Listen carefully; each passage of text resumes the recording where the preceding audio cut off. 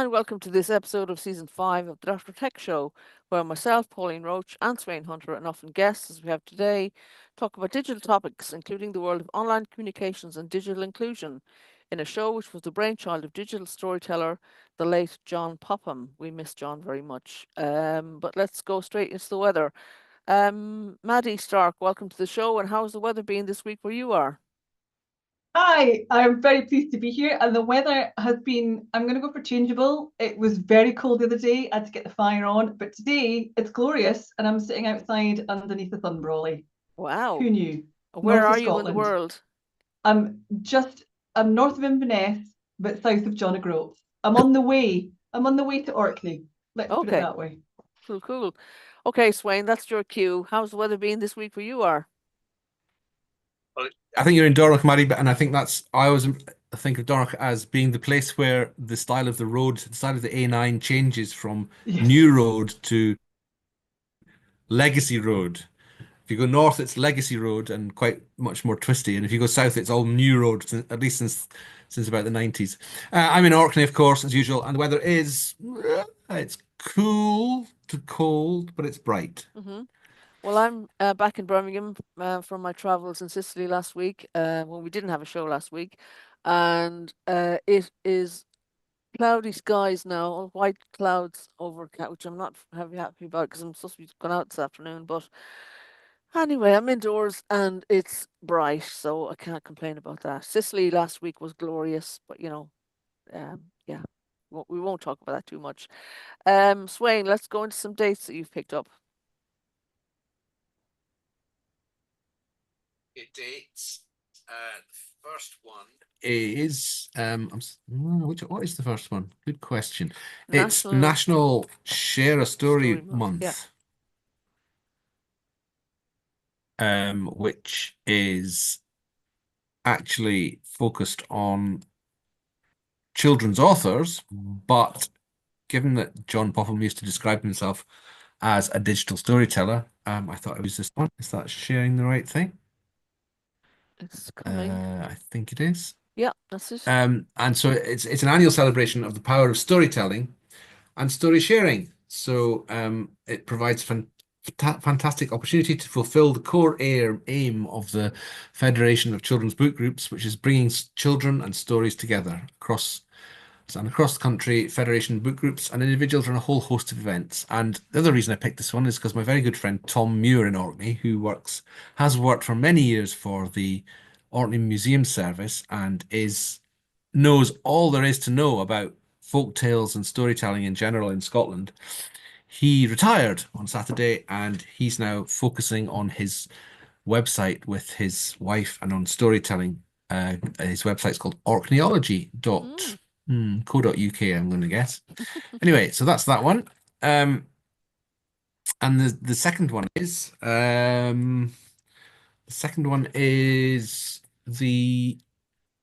Red Cross Day. International Red Cross Day is on the 8th of May. And I picked this one because I think that's quite good. The Red Cross started 150 years ago. And the day they chose as Red Cross Day was the birthday of the founder of the Red Cross in 1863, I think it was. Pierre Henry Dunant. And what Red Cross and Red Crescent organizations across the world do amazing work and have done for 150 years. So that's the second date Great. for this week. Also known as And that's me. Red Crescent Day because the cross is not Red Cross and Red Crescent. Crescent. Yeah, Yes, speaks yes, to other people, other yes. communities. So yeah, good to notice that. Thanks for those, Sweyn. And I picked up a couple of events that are happening. One on the 14th of May called Digital Skills for Girls in Edinburgh. It's a monthly workshop for girls and non-binary young people aged 10 to 17 who want to learn new digital skills or develop existing skills, from coding and gaming to digital design and video. DS4G, as it's known in shorthand, is a friendly and supportive environment to learn new skills and meet new friends. And this session on the 14th will be led by Claire Whelan, who's the Education Program Manager at Codebase. Codebase is a tech incubator making startups accessible to everyone. Through building culture, community, and education, they promote and support tech innovation, offering flexible and affordable hot desking and office space, education programs delivered by expert industry operators, and an offline and digital community where startup founders and staff can connect and help each other. So that sounds like a really positive thing to do, especially as we know there are fewer women and girls in the tech world, and the more we can do to encourage them to be involved, that's brilliant to see. And the second event is on the 21st of May, 1 to 2 p.m., and it's called Design for Life Digital Badging Commission. And this is the UFI VocTech Trust and the RSA, the Royal something Association, can't remember now, have partnered to deliver the Digital Badging Commission, which is a convening and research program designed to evaluate and explore the digital badging landscape in the reward and recognition of skills development. And I'm very keen on digital badging as a concept for the work we do in digital inclusion. But the DBC aims to transform how individuals, employers, and organizations recognize and reward learning and skills development. And for this session, you're invited to join Dr. Patrina Law, Lifelong Learning Lead, and the team, where they'll share the 2025 update to the RSA badge standard and a suite of exemplar digital badges, a refreshed and reimagined framework designed to reflect the evolution of digital credentials in a changing world. The DBC team have researched and workshopped the role of frameworks as a means of providing a level of trust in digital credentials and found them to be important in distinguishing the quality of descriptors developed for badges. And this standard was originally developed in 2019 as part of the Cities of Learning programme. But the digital credentialing landscape is evolving, and so has the standard, and so it needs to be there's a place for a simple standard that speaks to the application of badges and credentials to modern settings. So the RSA is the Royal Society of Art, that's the of one. course. Yeah. The Commission has developed a I set had of to Google it. exemplary fictional digital badges and free-to-use templates, which was great to have this available, and the link to that will be available with the show notes after the show. Yeah, so they're encouraging people to create their own meaningful digital badges across a variety of sector use cases. Okay, and so we come to our very special guest today, Maddie Stark, who, Maddie, let me do some introductions before we ask you to say anything. Maddie is the Development Officer stroke Digital Lead for SCVO, that's the Scottish Council of Voluntary Organisations, as opposed to the Sandwell one, which is more of a neighbour to me. Maddie is an expert in behaviour change and a specialist in managing organisational culture with a focus on digital transformation and service design. For almost 10 years, she's been developing and delivering training at SCVO in this area, co-facilitating SCVO's groundbreaking Digital Senior Leaders Programme. Fantastic programme. Well worth anybody getting involved in that. Maddie has a strong background in supporting voluntary organisations in Scotland to embrace digital, to manage and influence organisational change and culture. Maddie has also been championing the Scottish approach to service design and is one of the co-founders of Digital for Good, promoting the benefits of adopting lean and agile methodologies. Maddie, you're very welcome to the show. Hello, thank you. It's great to be here. Thanks for having me. At last, we talked about this for November last year, I think, when we met Yes. at charity camp, UK charity camp. So it's been a while coming, but you're very welcome. I don't know that we've had anyone else from SCVO, Sweyn. Can you remember? I can't remember that we've had anybody else. We've had Ross, but he's not SCVO, obviously. We've had Ross McCulloch, but he's yeah, no, I think that's the only one. Yeah, not for a while. Yeah. So how are things at SCVO, Maddie? What's the latest? Well, within our particular digital evolution team, we're good. Everything for us is we're going great guns. We've just grown. Actually, we've welcomed a new person to our team who's actually all about sustainability and climate change, but has come under our kind of umbrella, if you like, because the way that we work is really similar, and also because there is a digital aspect to thinking about sustainability and climate. Obviously, as we know, the AI, it will burns the trees every time a fairy dies every time we use AI, apparently, so we're told. Yeah, so well, we're very conscious of that, and being digital lead We don't might say please, as long go as we on, don't say sorry. please and thank you, we're okay. Is that not it at the Yeah. moment? Yeah, it's a funny one, isn't it? Because like, our work is to encourage people to be online and use online and blah blah blah. But then we kind of not encouraged to encourage people to think about the effect on the environment, and that's more recent, especially with AI, and people are experimenting and exploring, as they say. What's your sense morally and ethically about encouraging people with around digital, Maddie? I mean, I think for us, it's all about I mean, it's kind of like alcohol, really, isn't it? Use responsibly. That's really how we are kind of saying it, because these things are the idea is they're supposed to make life easier for us. So if it's starting to make life harder, then stop using it. But also think about what we're using it for and its purpose. Will it take me longer to Google something and go through spreadsheets and all that energy and all that kind of thing, whereas I could just ask AI a quick question, then it comes back at me. So it's all, we have to think about these things in the context and in a bigger picture, because it's not just use one thing. It's like, what's the impact and the impact and the impact. Part of the analysis I always think needs to be, well, what would we be doing instead? What is this? What is this displaced from activity? And certainly from my point of view, if I was to come to Dornoch or Birmingham physically, I would use an awful lot more of the Earth's resources than I would having a Zoom call with both of you. And there'd be positives and positives and negatives, no doubt, to all of that in both directions. But the thing about AI is that it's all in one. The power it's using is all in one place, or all in a few places, so it becomes suddenly visible. And if we weren't doing that, then what would we be spending energy on? That's really the question. Yeah, I agree. I did have a thought there. AI. Yeah. So, oh yeah, I know what it is. So, most people in my world, when you talk about AI, the one that comes to mind immediately is ChatGPT, and I'm hearing more and more talk about ChatGPT's hallucinations and how it's creating answers that or we're giving it life here. It thinks, anthropomorphizing it, as they say.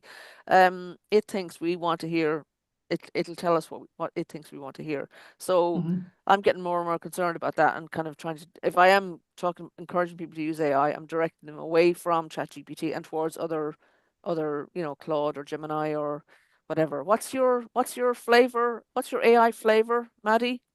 I think well, at the moment, I'm actually using Claude because I'm finding it more trustworthy. Yeah. Like its fact will tend to be real. Yeah. I think that's always helpful when the facts are real. So from that, and also it gives a bit more like background information. I find ChatGPT for me is like talking to a teenager. It just gives you the bare minimum, whereas Claude is a bit more of somebody, or Claude is probably a bit more of an eccentric 10-year-old who wants to be a bit more grown up but isn't quite there yet. So that's probably, I think they're kind of in that scale. But for me, Claude at the moment, just because it's giving me just that bit more kind of reasonable answers, whereas ChatGPT, it'll spit something out and I'll think, oh, that's way too quick. What have you done there? So yeah, I'm thinking that it is just going to do it. So that, I would say that's kind of my, at the moment. But again, it's kind of like, as you were saying, like I switch between them because they change all the time. So I don't trust one above the other, or I don't use, it's, some of them are, for me, it's about trying out the different ones, because some of them, are a bit shit. So you kind of go, right, well, I'm not going to use that.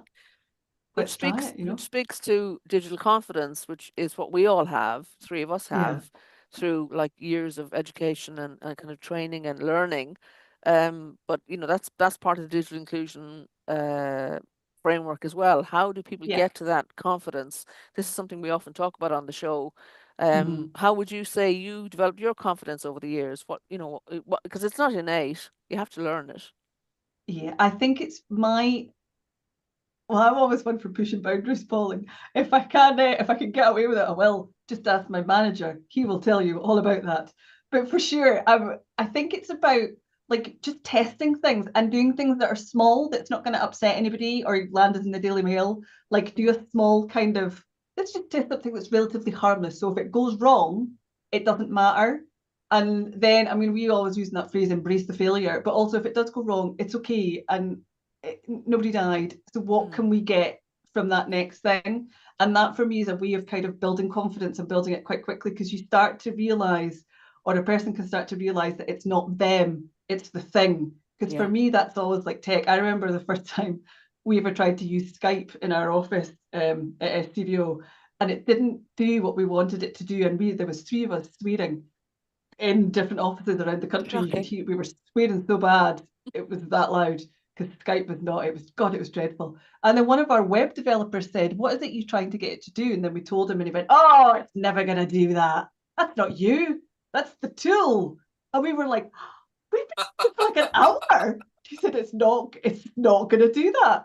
And that was an absolute key moment for me, was when I was like, oh, okay, it's not me, it's the thing. And that was a real confidence booster for me, was actually going, do you know what, most of the 99% of the time, it's not us, it's the actual, we're asking it, to do something it's not supposed to. And that's where you just go, change it, that's not working. And I use this a lot in my work with kind of people I'm kind of, who are at a very low level, a lot of them of digital confidence and digital skills.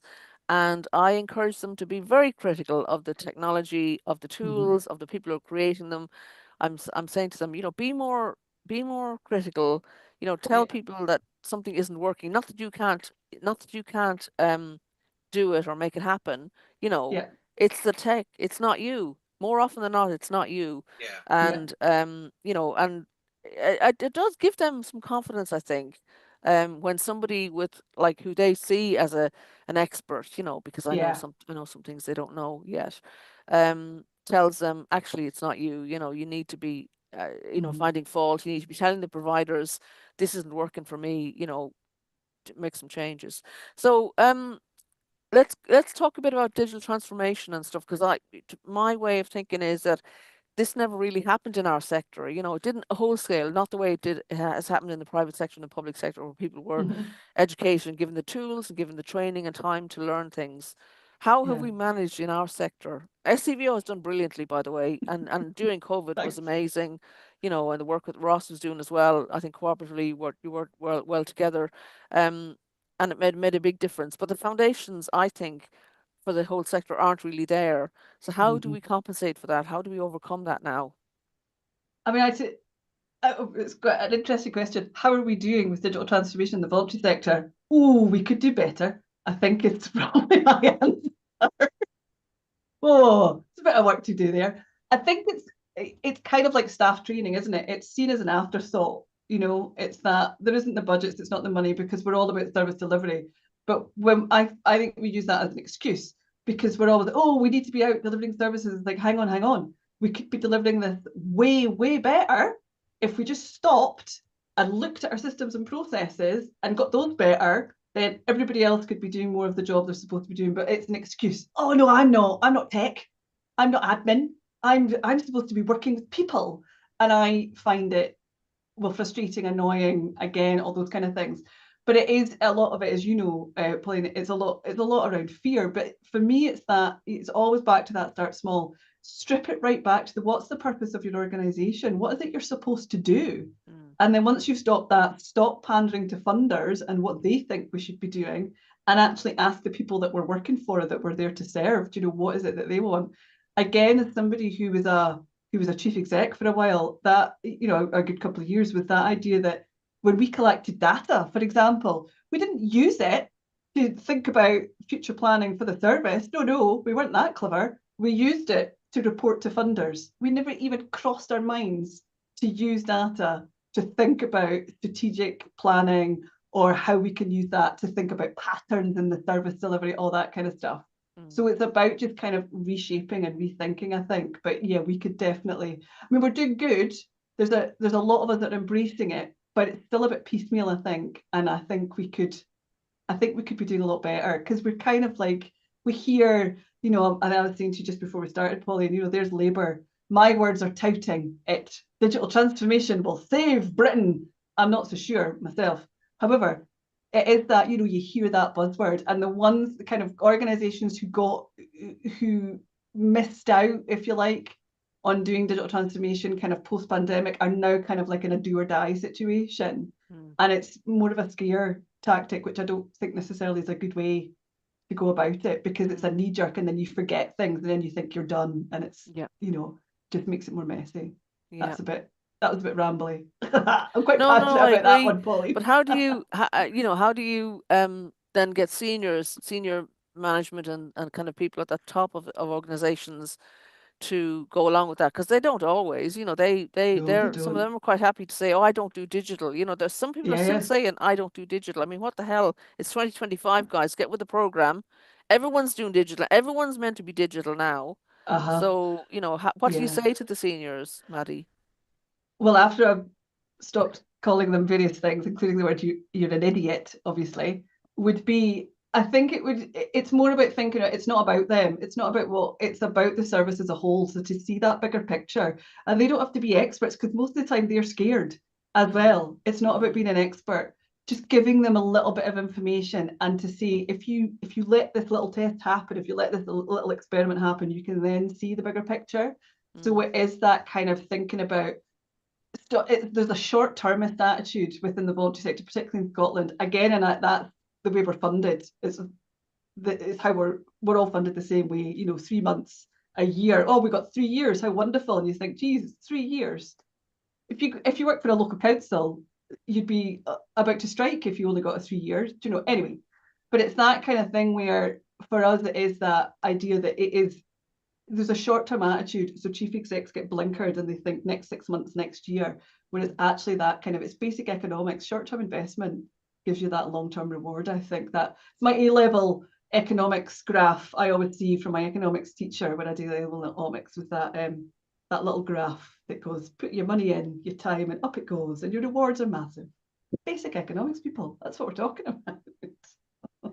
Yeah, and kind of economics and critical thinking. I think that's the other part of the equation that people don't learn. I think it probably critical thinking was seen as the province of, you know, rich people who kind of had the time to kind of just sort of spend time doing that rather than proper learning or whatever. But I actually think we need more of that now, not less. Somebody I saw on LinkedIn, one of the places I hang out these days, talked about studying philosophy, which sounded like very sensible things to do to me, especially in this current, shall we call it, global environment. I don't know how much more we're going to explore that matter today, but global environment where people who do know better aren't doing better, and kind of changing the face of the world as we know it, and the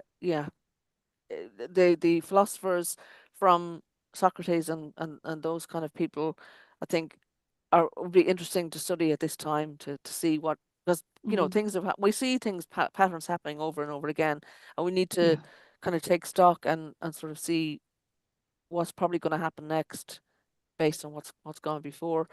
Anyway, all that philosophizing aside, Maddie, what about your early career, and how did you get involved in all this? Because like us, you're not born today or yesterday. So where did your kind of interest in digital stem from?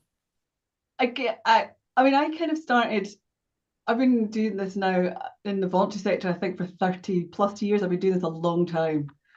A long time. I worked for a very short period, 9 months, for a local council, and it was the worst 9 months of my entire life ever. I cried for a whole 9 months. It was awful.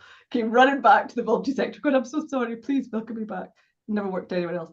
It was what I found, that kind of 9 months though was more about, what it opened my eyes to the voluntary sector was, we are so flexible. We are very enabled as a sector. We can be innovative. We get a lot of autonomy. I mean, it does depend on your organisation, but the majority of the time, we're not confined by the same constraints that people in the public sector are, which is unfortunate, and it is frustrating for those that I think that do. So I kind of do feel for them.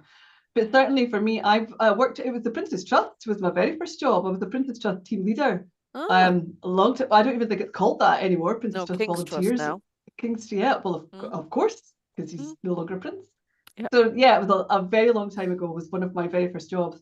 But my career's always been about behaviour change. So when I was chief exec of an employability agency, I co-founded an employability charity. So I've done lots of things, but they've all been roundabout behaviour change. So whether it was working with people, with long-term addiction issues, all kinds of stuff, it's thinking about behaving, understanding current behaviours and thinking how we can switch those to try new patterns, to do new things. And for me, that was where digital came in.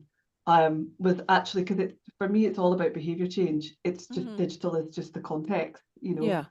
of that we're in. So it's that really was just a kind of a natural next step. And I'm, like a lot of us that are in digital, it's always a bit of a digital nerd, bit of a techie. I like, not that I know particularly about it, but I like new things. I'm always like, oh, look at that new exciting gadget. How will that help me do my washing?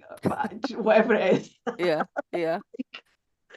Trying out. I like to try out new things. I find it very exciting, and that kind of science fiction, science fact idea I find very fascinating. Around those kind of things. So And that was a what about your family? Were they kind of tech minded? Did they no, not at all. have My mum's a devices? chef. No. Okay. My mum's a chef, and my dad was a social worker. But he likes new things. That's always his key thing. And I think the two of them now. My mum's always been she's quite tech savvy. She's 80 now, so she's got her iPad, she's got her iPhone. They've got Alexas that are constantly doing the wrong things because they're not all wired in properly. And it's not for me to do that because I'm the child. No, they need somebody else to come in and help them. But my Yeah. dad loved his iPad, and I was thinking he's now 91. And I think I was saying this to you earlier, Pauline, my dad will likely die clutching his iPad. I love you.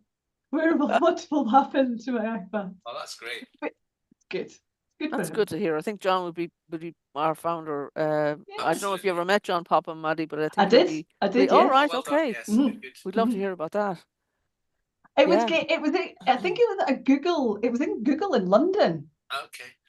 It was. I'd not been in the job long. Was at an unconference in London. And Pauline, I think it might have been the first time I met you as well. Ah. Okay. I do I remember going think to so. an conference at Google. One of the Was ones that that Lila Take used to run, Bar Oh, Camp. do you know what? Anyway, yeah. What was did John you doing at get the time? What were you doing? I honestly, it was so long ago. It's over 10. It's just probably just about 10 years ago. yeah. But I don't. Menopause brain. Don't really remember. Yeah, I might even yeah, just have met him in passing, yeah. I mean, he or at an didn't. event, but I definitely met him. Yeah, he didn't put himself to the front of events No. when I used to see him at things. He'd always be at the back, Mhm. hovering and sort of observing and Live live streaming of Yes. often. Yeah, yeah, being yeah. hassled in the message stream by me from Orkney. Left a bit, right a bit, left a Yeah, bit. no, what's going on? Tell me what's going on. Yeah. Yes, I remember something recently that the Lloyd's Foundation, the Consumer Digital Index, this year's one that was launched. Mm. Oh no, late last year, whatever. Anyway, recently. And there were people there from the community, the interest in the community and stuff. But nobody was live tweeting, and I tweeted that you know we miss it right now, about now. Unfortunately, somebody else did pick up my tweet and sort of did respond, but it wasn't like the old days. It's not like the old days anymore, is it, Maddie? I really miss that interaction, that coverage that people got, that access people got. And I don't know if you know, I hope this isn't stark news to you, but Nick Booth died recently. You know Nick, who Mm. founded the social media surgeries in Birmingham. In fact, I'm Right. going to a commemoration for him this afternoon. So, Mm. greetings to Nick's family, who may or may not see the show at some stage. But those days of helping people to get online in social media surgeries, they were halcyon days. And I Mhm. think we knew that then. Mhm. I think we knew we had something really precious then. Yeah, I would. I mean, I also think that it is. I think something good got taken and it then kind of got used for evil, which is really the sad thing for things like this, because this is Story my of every colleague Jason. technology ever. Yeah, I know. And this is where my colleague Jason talks about, digital is bad, but it's also really good. And it's that, and now we're in this, 10 years on, as you said, they were halcyon days, Pauline. We could, it was great. And there was and even though we were kind of nationwide or even global, we had such a community feel. Yeah. But now it's kind of gone back to what for me seems like piecemeal. Mm. But also I kind of reached that point where I had started to censor myself as well. So it had kind of gone that other way around. Whereas now, I'm not so censored with the things that I'm saying because I know it's not gonna kind of be out there. I think But the other thing yeah. is that those of us kind of aware and active in all this stuff as it kind of started, we need to recognize the ways for good and for bad in which some of this has just been baked into what just happens now. Um, in a way that is in many ways very different to what was going on 10 or 15 years ago. And I think again that's almost inevitable with a new technology or a new kind of approach, because as the main part of the population becomes exposed to something and takes it up, and that's what we want, then the reactions that the majority of the population have are not necessarily in the same channels and formations as those early adopters, and therefore inevitably it kind of changes.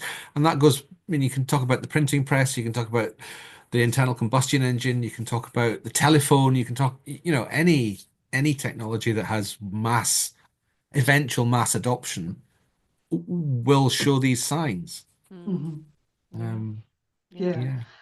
I definitely think it's the case, and it's also that what I'm finding now without that kind of global or that sense of kind of online community that we certainly did peak, is that now I am now in order to keep in that community, I have to make a different kind of effort. So it was with seeing you, Pauline, in Birmingham. It took me, I think it was 9 hours in total, a car, a bus, and a train to get there. That was just one way, so 18 hours round trip.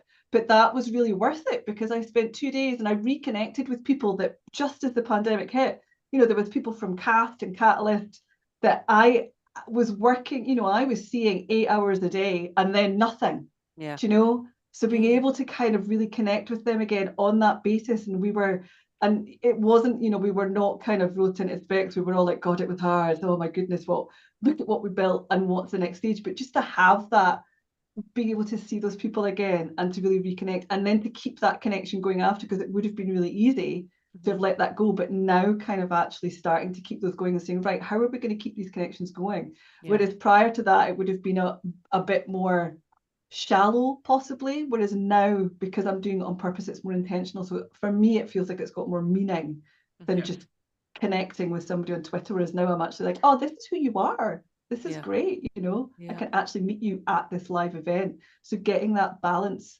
between the two for me now is really key, I think. And what social platforms are you using and encouraging other people to use now, Maddie? Well, I am over 50 people. What a shocker. So I am very much all about LinkedIn. That's pretty much it for me, because I use it very much in a work capacity, and the work that I'm doing is a lot more, for me, it's a lot more thoughtful. So it's not the short, sharp tweet, or it's not, the various other things. I'm TikTok. I don't do it in my personal life, so I'm not going to use it in my professional life because I've no idea. I don't have any kids. Pointless. I don't speak that language, so there's no point. And Instagram, again, it's not. It was never for me. So that kind of it really is how we do it. And then doing face-to-face events, so speaking at events or doing webinars and stuff is kind of my way of going about it. So having to think about it more, just a bit more, possibly, my professional words would be a bit more strategically, I suppose, but I'm thinking about it in a bit more of a long-term view, so it makes me kind of be a bit more invested in what I'm doing. One of your colleagues is John is doing week notes, which continually inspires me to least think about doing it. It's in the planning, although mine's going to be more a month note than a week note because Fair enough. I couldn't commit to a I've got whole a decade note every somewhere. week. Yeah.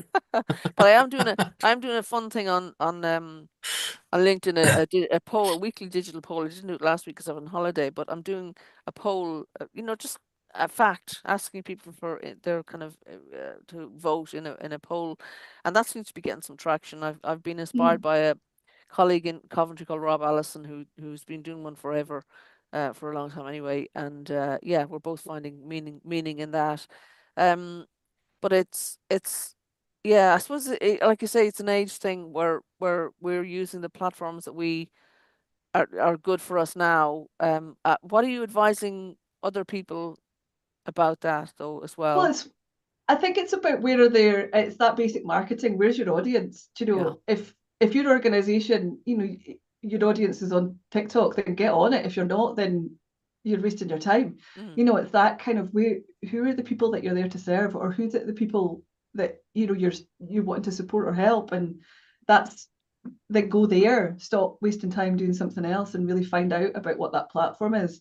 Because again, it's kind of like the senior leader. It's not necessarily about you. It's not about what you're comfortable with. mm-hmm. It's about where they are, and then get yourself comfortable with that, Yeah. and do that as quickly as possible. I mean that was the same in the early days, Pauline. When people were refusing to be on Facebook, we were working with community groups, and they were like, "I'm not going on Facebook," and you're like, "Well, that's where your community Yeah. is." So that's Mm-hmm. kind of what you're gonna have to do. So it's still, that message is still the same. Yeah. It's marketing 101. Where's Mm-hmm. your audience? Find Yeah. out where they are Yeah. and get on it. So that for me, there's no one better than the other. Partly because I don't know what a lot of them do anymore, but certainly there is no one, that outshines the other. It's Mm. where's your folks, I'd be if I often say to my CILIP librarianship colleagues that if they ran a course for those of us who became librarians years ago and want to refresh our skills, I'd go to that. Would you see merit in having a course to kind of platforms for those of us who kind of thought we knew everything 20 years ago and now we discover we're not as up to date as we used to be, but we'd love to be, and please teach us what we need to know now course. That fills me with the fear, Pauline, that you're going to make me resit my driving test the way that the young folk have to sit them now. Just No, let me no, enter. thank you. Just let me enter that as a prompt into Claude and see what it Digital comes up with. driving test. Yes, No. perhaps we should. Yeah, we'd worry about our laurels, wouldn't we, if we had to look to that. Let's talk about digital inclusion in Scotland, Maddie, and what's been happening there, and what the rest of the UK needs to be aware of, because what happens in one nation can often affect what happens in others. I think, weird. The only word that's coming to my head, Pauline, is it's been absolutely decimated in Scotland. We were doing absolute wonders. We really had buy-in around it is it's a long game. It does take a while. If we want real system change, if we want to kind of make those changes, then we really have to be invested. And we really, really were as a country. We were really kind of pulling out the stops. There was a lot going on. Pandemic really saw us soaring with that and really embedding it. Connecting Scotland was an amazing project. And as we expected, things do come to an end. You expect that. You don't expect that to go on forever because you're teaching that particular group, then you're moving on. But what seems to have happened is that we seem to have stopped now and then gone, right, we're done, which is the message we've always said, is there is no done with digital. And now all of a sudden we're saying, oh, hang on, we are done. So there's been a massive contradiction and a massive turnaround. And we're seeing, people are out of jobs. People have lost departments, digital inclusion departments. Simon Community, for one, is the one that really springs to mind. They were changing the face of the homeless sector with the work that they were doing, and that is just their staff teams kind of going. And even with us within SCVO, we've got redundancies within our digital inclusion team, and it is, again, it's not that it's expected, but it's not morphed into something else. So where's the next step? Where's the next iteration? Where's the next thing? It's just stopped. And that for me is the sad part, particularly when we're hearing Westminster talk about digital transformation will save the world. So how are we gonna do that if there's nobody teaching skills? Like how you can't just we're not butterflies. We're not just gonna transform and get our wings out and go, aren't we beautiful? It takes effort, you know. Mm, So I think there's a there's a bit missing now. There's definitely a bit missing. And I think that's a real concern and a real worry mm. as to we've we've stopped. So everybody who comes now, that everybody that comes next won't have those skills because apparently we're done. Do you know? I think it's Yeah, just yeah. We were talking with the More strange. Collective on a previous show and episode, and they were expressing similar concerns, and they've written a very good report about it, digital inclusion on the brink, on the blink, on the brink. I couldn't on the brink, I think is. Brink. But yeah, well worth the rest of us having a look at. Um, so does the DCIT Digital Inclusion Action Plan cover Scotland, or is that just for England? I'm gonna go for I think it's just for England. I'm not sure, but I don't It'll know. cover England and those functions of government in Scotland which are reserved matters. That's what Okay. it'll cover. That Yeah, are not devolved. Mhm. exactly. Ah, and was Because the the whole of how the government works for devolved matters is devolved. So yeah. Yeah. a And was UK digital government, inclusion one of the devolved matters? well, it didn't really, in effect, it is because housing, local government, Yeah. the NHS. NHS, the Mhm. charity sector, they're all Okay, devolved. okay. Therefore, most of the Education. Mm, Mhm. education as well, yeah. So yeah, the most of what is the the territory for digital inclusion is devolved. Therefore, digital okay, inclusion kind of okay. is too. Did you bother having a look at the action plan call for evidence, Maddie? I haven't purely Mm. because it's Oh, you're not yeah. it doesn't sit under my remit No, no, anymore. no. But I know Cool. our digital inclusion team were all over it, so Yeah. Okay. Okay. they certainly have. Yeah. But yeah, for me it was just it would be a bit too sad. I'd be looking at it going, oh, eye rolling. So I Yeah. thought, no, I'll let other folk do this. Absolutely. Yeah. Backward step. It's a Mhm. shame because there are I think there's some good thinking in it. Um, and it's good to see the government, recognizing this. Just talking for the rest of the country, the government recognizing um, the need for a pipeline of devices, for example. Seems a very simple thing, but actually it's not. Mhm. It's not been sorted yet. And putting some funding into digital innovation, which is also good. Um, but it's and also recognizing that there's more than one organization active in this um, field, shall we say, because multiple organizations are around. I mean, you do get. I saw one there on LinkedIn the other day saying, join us in kind of ending the digital divide. Really? No, it's not. You haven't set this up, mate. There are other I people know.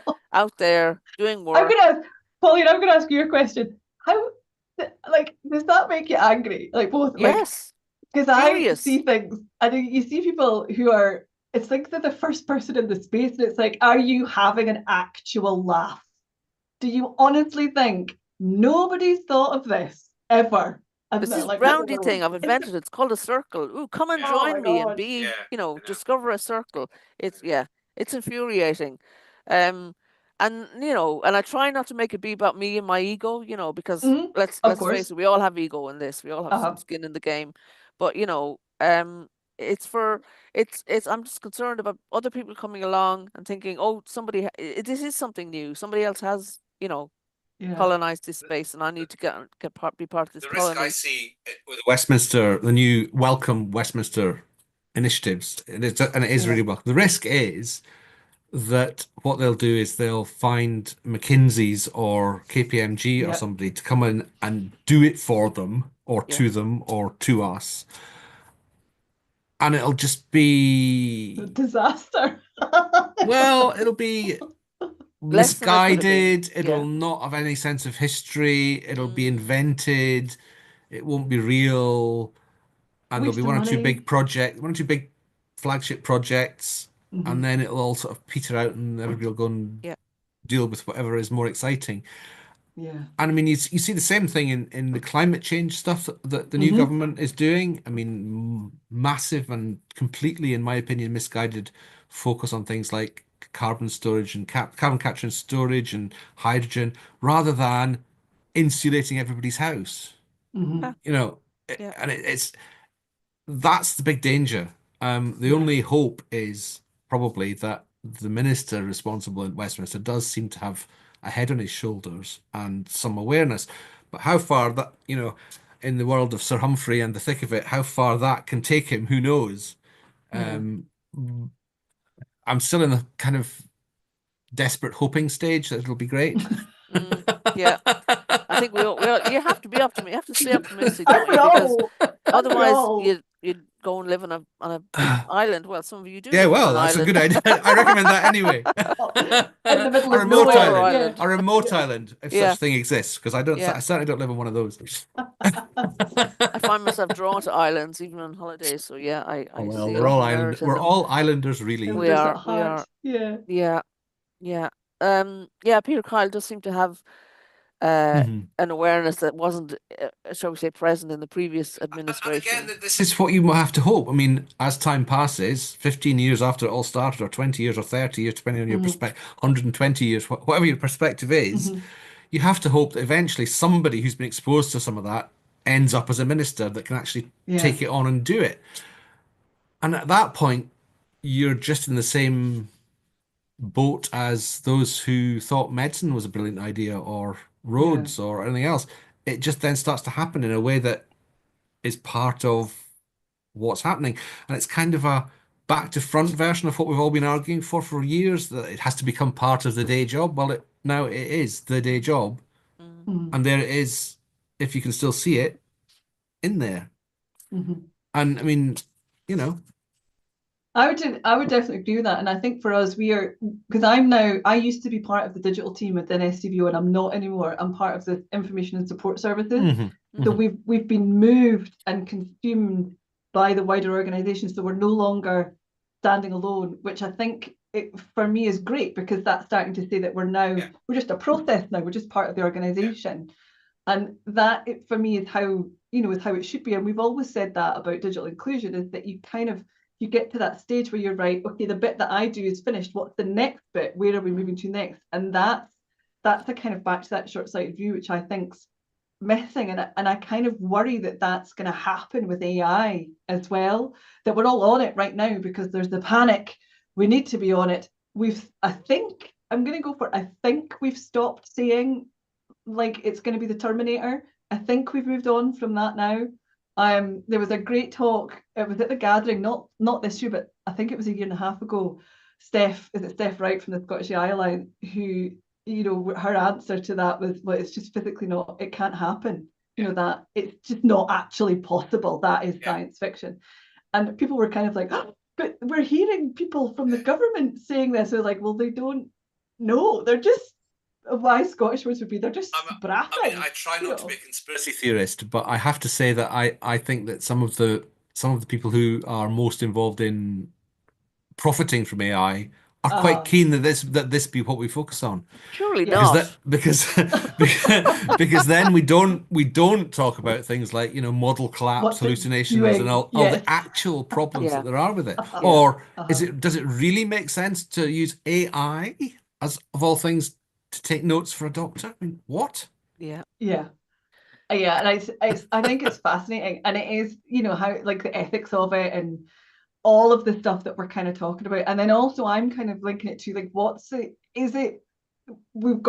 seeing all of these hacking issues. The MS, what was it? M&S co-op, Harrods, is there more? I can't Mm, remember. yeah, And all of that's happening right now. Now, my colleague Alison should be, I'd be remiss not to mention Alison. Alison is always talking about that all of these things together. We have to think about this stuff together. So if we're using AI, what's our risk? Just yeah, basic. As an yeah. organization, as an individual, what's our risk? And let's not All of focus on the that, risk of it coming back and taking over the world, because and as blowing us all you're up. yeah, Yeah, the risk is that you ask one of the type of risk is you ask AI, how do I do such and such a thing, and it yeah, comes back with instructions that can kill you. yeah. Mhm. I mean, there's all sorts of examples like that. I can't remember any details because I don't know enough chemistry, but there was some people trying to kind of almost goad AI into giving dangerous advice, Hmm. and it ended up But advising would them. it? It ended up advising them to do something like make chlorine in your washing machine. What? But would it though? But if you'd asked it for advice, and I know we kind of said we weren't going to go to particularly American politics, but Yeah. if you'd asked it to, if you ask AI, what's a good way to vaccinate yourself against COVID, would it come up with Trump's what he was doing? You remember Trump was saying he'd Yeah. injected himself Yeah. with something. Yeah. So that's kind of like just being aware and understanding what the risks are with all of this stuff. I think is That's really right. key, and I Yeah, think it's just an that example. Yeah. it's just, and I think it just helps reduce a lot of the factors. So when you have somebody like Westminster saying it will transform the NHS, it's like, well, it may or it may not, but if you do it badly, you do it badly. Mm. It's not gonna, it's none of this is gonna fix a people problem. None of it. No, absolutely If your not. people don't know, if your people don't have skills, if they don't know the why, Ross is always talking about know your why. If you don't know your why, it's going to be a disaster, and that's Yeah. always my firm. And then you get the kind of the new, this is come and join us, we're starting a new project, and my heart sinks. I think, oh God, oh, not Yeah. another one. Yeah. And then, but then I try and get myself involved and go, okay, this is actually good, because it kind of renews my enthusiasm, because people do. Yeah. They don't come with the baggage that I might Yeah. have. Yeah. You asked me earlier about how I feel about when people come along and say, "Oh, we've created this new thing," Yeah. and whether I get annoyed. And I told you I get furious, Maddie. And so in just for future reference, when you read my LinkedIn responses to things, know that bubbling under is this sort of Fury. fury at something, but I'm trying to be very measured. I don't use AI to write my posts, by the way. Much though LinkedIn would love me to be doing that, I do try and maintain my own credibility. Yeah. But I'm proud that I'm trained as a librarian and as a journalist, and I try to use those skills to kind of bring Yeah. what I think is the truth, and what even if I don't always agree with them, I want to be honest with people and bring them what I think is valuable stuff, because I feel very responsible for people's development in this field, and I think we all feel some of that responsibility. There's so many examples of this happening over the last sort of century or so. I mean, what you just said there, Pauline, reminds me of I used to have friends who were actually in the printing trade, Mm, and their comments about desktop publishing when it was new. yes. You know, now we don't even talk. Now we don't even talk about desktop Wizardry. publishing What because wizardry is this? no. What? Why are people using these? What? How many fonts? What? That looks terrible. Yeah. All that stuff. And and the thing about technology is it brings to the, as it were, the masses what Yeah. have usually sometimes been only available at great expense to tiny kind of priesthood almost. Yeah. And it's just how things go in generations. It really is. I seem to be getting so old. This is almost the only thing I can say that has any meaning for me anymore. Well, I think Yeah. what I get the sense that underlying all of our work and our inspiration for what we do is this sense of morality and responsibility, and wanting to do good in the world. So Maddie, I think if we've got a few minutes left of the show. We had in your bio about digital for good. What's happening around there? What's your inspiration there, and what's going to be coming in the future? So I think for that, I mean, Ross has kind of taken up the mantle with that under the kind of the Tech for Good Scotland banner, and really it's looking at where are some of the kind of the real innovative or useful things that are coming out in the charity sector using digital, using tech, but then also looking at the tech world around what are some of the great things that are coming out of there that we can use as well. And that's always just, Third Sector Lab does a great job. A lot of people do think that Ross works for SCVO or that I work for Ross because we do a lot of things together, but no, we don't work for each other at all. But Third Sector Lab they're kind of now just opening up networks and conversations with people, which I think for me is always key about digital. It's having that conversation and just talking to people about it, what it can do, what it can't do, how it can help, how it can't help. And I think those are the kind of the key things for me. Yeah, and always check out Roth's stuff. There's an event as we said coming up 27th of May. Okay, cool. So it's always tickets are free, and it's in Glasgow. And they're in-person events, these are, yeah? They They're not are hybrid, in-person events. Mm. Ross kind of did a bit of research early on, and in-person was where people wanted to go Yeah. for these, because they're not every month. I think they're every quarter. Ross Yeah. runs them. So it kind of it's networking, it's chatting, so it's more of a get together than just turn up and a webinar or a DigiShift or whatever. Yeah, They're just a yeah. bit different, I think. I find great merit still like to in do it, face-to-face stuff. Yeah. Sorry, what's I Sweyn? still What'd you I say? still like to find a way of doing some of those things in some sense online that isn't just a webinar, but Yeah. that facilitates that same kind of getting together stuff. And I always, when I say this, I always say it's not just for grumpy Scottish Islanders that I say this. It's for people who have difficulty traveling, disabilities, childcare, or other caring responsibilities. Which mean, Yeah. although they could protect an hour or two or a 4-hour slot, they couldn't necessarily leave where they are for a whole day to actually go to Glasgow of all places from the islands.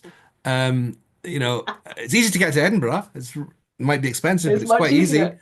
Yeah. Glasgow, don't organise anything in You Perth. can't God help me. you can't get to Glasgow from Fife. No, Never I know. mind I know. Orkney. I know. Glasgow's like a real tricky place. Who knew? It is. But anyway, the point here is not for me to moan again, which I very much enjoy doing. It is to say I still would like to find some way of there's two things really, including those people, the long list of which I just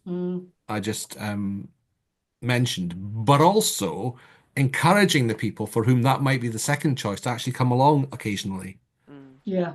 Because it's all very well saying, oh, it's much better to get together in Glasgow if you can drive there within 90 minutes, which, 80% of the population of Scotland can. I'm going to go for Ross puts them in Glasgow because he lives quite close and he gets the venue for free. So Yeah, no, there's always reasons why things are places, and Ross, lots of people put lots of effort into making things happen, and they have to make use of those factors. I would just like to see a couple of factors arise from the community that would make it possible to do it in some sense less place-based. Has anybody done it? Did anybody do it well during the pandemic? Because I know we tried. That's why I'm saying we need to work on it. It didn't happen. I mean, the closest we got was to doing the Gathering Extra, which is a mixture, but there's no live.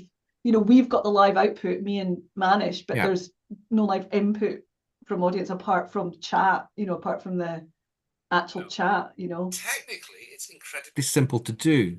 Yeah. To actually make it work to make events work, however, takes more effort than any group or even set of individuals seems to be able to put into it to actually make it happen. I mean, in the earliest days, when you look back to what John Popham was doing, he was literally setting up a couple of cameras, making sure he could see the screen and the presenter, and making sure you could hear what was going on in the room, and he was monitoring Twitter for questions. Yeah, that's all you actually need, technically.